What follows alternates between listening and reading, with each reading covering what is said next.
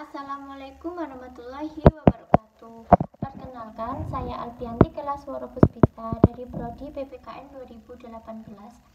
Di sini saya akan sedikit mengulas atau mereview dari mata kuliah pembelajaran sejarah kewarganegaraan. Nah, sejarah kewarganegaraan ini menggambarkan perubahan relasi antara individu dan negara, atau biasanya disebut dengan kewarganegaraan. Beberapa pandangan umum mengatakan bahwa kewarganegaraan di zaman kuno adalah hubungan yang lebih sederhana daripada bentuk kewarganegaraan modern, meskipun pada pandangan ini telah banyak ditentang. Di zaman Romawi, kewarganegaraan mulai lebih bersifat hubungan berdasarkan hukum, dengan partisipasi politik yang lebih sedikit daripada di Yunani kuno, tetapi lingkup yang semakin luas dianggap sebagai warga negara. Pada abad pertengahan di Eropa, kewarganegaraan terutama diidentifikasikan dengan kehidupan komersial dan sekuler di kota-kota yang sedang berkembang, menjadi keanggotaan di negara-negara yang sedang berkembang. Sementara kewarganegaraan sangat bervariasi sepanjang sejarah. Ada beberapa elemen umum kewarganegaraan dari waktu ke waktu. Pada umumnya menggambarkan hubungan antara seseorang dan identitas politik secara keseluruhan seperti negara, kota, atau bangsa, dan menandakan keanggotaan dalam badan tersebut. Hal ini umumnya dicirikan oleh beberapa bentuk partisipasi politik. Meskipun tingkat partisipasi tersebut dapat sangat bervariasi dari tugas minimal, seperti memberikan suara, hingga layanan aktif dalam pemerintahan.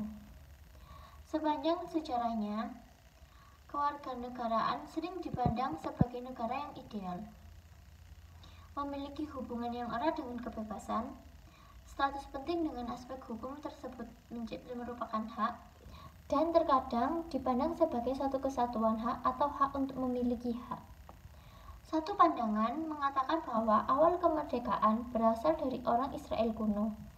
Mereka memiliki sejarah tertulis, yaitu bahasa yang sama dan agama yang hanya terdiri dari satu Tuhan, namun terkadang digambarkan sebagai monoteiste etis. Sementara, dari kebanyakan orang mengembangkan identitas longgar yang terkait dengan lokasi geografis tertentu. Orang-orang Yahudi mempertahankan identitas bersama meskipun secara fisik dipindahkan ke negeri yang berbeda, seperti ketika mereka ditawan sebagai budak di Mesir. Yahudi mirip dengan kelompok suku lainnya, namun mereka tidak melihat diri mereka sebagai warga negara, tetapi mereka membentuk keterikatan yang kuat dengan kelompok mereka sendiri, sehingga orang yang dari etnis berbeda dianggap sebagai bagian dari kelompok luar atau bukan dari kelompok mereka sendiri. Dari kesempatan yang lebih luas, banyak contoh nyata kewarganegaraan. Yang pertama dimulai dari Yunani kuno. Para pemikir seperti Foucault telah menyarankan bahwa cita-cita kewarganegaraan modern pertama kali diartikulasikan oleh orang Athena dan Romawi kuno. Ia menyarankan bahwa transmisi rasa kemerdekaan selama 2 milenium pada dasarnya adalah mitos yang menyelimuti peradaban Barat. Bagi orang dahulu, kewarganegaraan adalah ikatan antara seseorang dan negara. Sejarawan dalam kursus kuliahnya di Modern School 2005 menyarankan bahwa kewarganegaraan di Yunani kuno muncul dari apresiasi akan pentingnya kebebasan.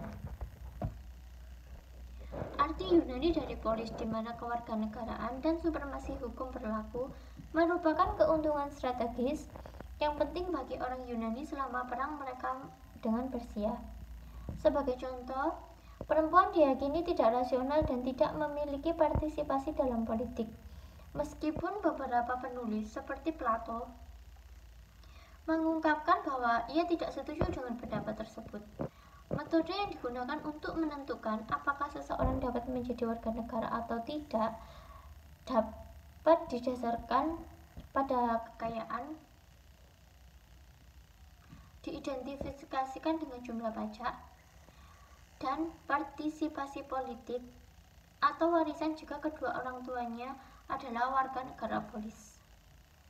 Kewarganegaraan tidak dilihat dari aktivitas terpisah dari kehidupan privat individu, dalam arti tidak ada perbedaan antara kehidupan publik dan privat. Formasi Palang memiliki tentara hoplite yang diperingkat bahu-membahu dalam masa kompak.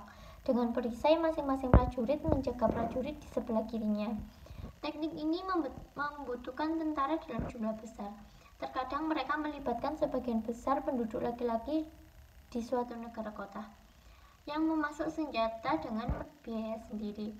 Partisipasi politik dengan demikian dikaitkan dengan efektivitas militer. Setiap warga Spartan memiliki setidaknya sebagian tanah umum yang cukup untuk menyediakan makanan bagi satu keluarga.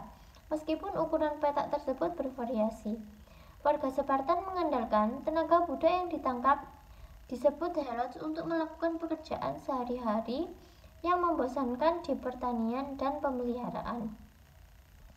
Sementara orang-orang Spartan menjalani regimen militer yang ketat, dan dalam arti kerja itulah yang memungkinkan Spartan untuk terlibat dalam pelatihan militer. Berpartisipasi dalam pemerintahan ketika laki-laki semakin tua dipandang sebagai tindakan yang baik. Sementara Spartan diharapkan untuk belajar musik dan puisi. Studi yang serius tidak dianjurkan.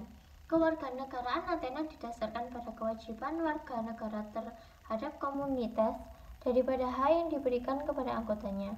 Itu merupakan sumber kehormatan dan rasa hormat. Menurut satu pandangan, warga negara adalah tuannya sendiri di Athena, yaitu warga negara adalah penguasa sekaligus penguasa.